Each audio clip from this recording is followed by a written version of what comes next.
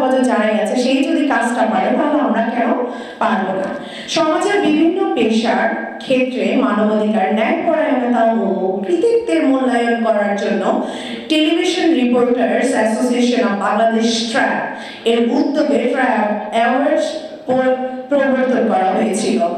তার এই ধারাবাহিকতায় আজকে ট্র্যাব বেস্ট রিপোর্টিং অ্যাওয়ার্ড 2024 প্রদান করতে যাচ্ছে আলহামদুলিল্লাহ। সামনে আমরা আরো পাবো।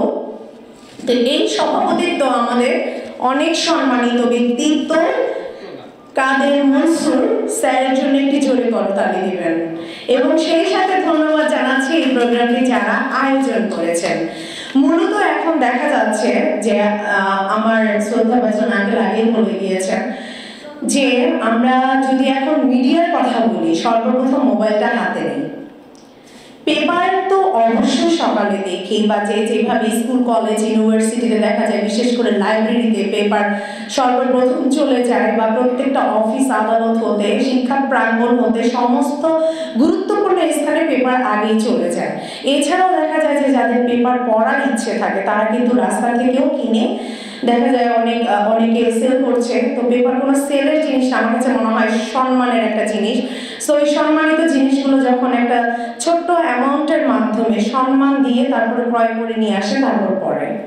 কিন্তু বর্তমানে দেখা যাচ্ছে সোশ্যাল মিডিয়ার মধ্যে সর্বপ্রথম মোবাইলটাকে আগে দেখে। রাতের বেলা হোক, ঘুমের ঘরে হোক, ঘুম থেকে উঠে হোক, সে খাবার খাচ্ছে, সে কিছু পড়ছে, কিছু নিউজ পড়ছে। তো এই যে পড়ছে, সেটা টাইপিং করুক বা কলম দিয়ে লেখুক বা যাই করুক, আসলে প্রত্যেকটা কলম যোদ্ধাকে, প্রত্যেকটা সাংবাদিকতাকে, প্রত্যেকটা টিভি নিউজকে সালাম এই জন্য জানাই, তাদের জন্যই আজও টিকে আছে।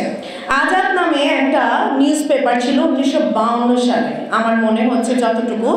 তখন যদি ওই আজাদ নিউজ পেপারটা তখন না থাকতো, তাহলে 1952 সালের অনেক কিছুই হয়তো আমরা জানতে পারতাম না, বুঝতে পারতাম না, শিখতে পারতাম না।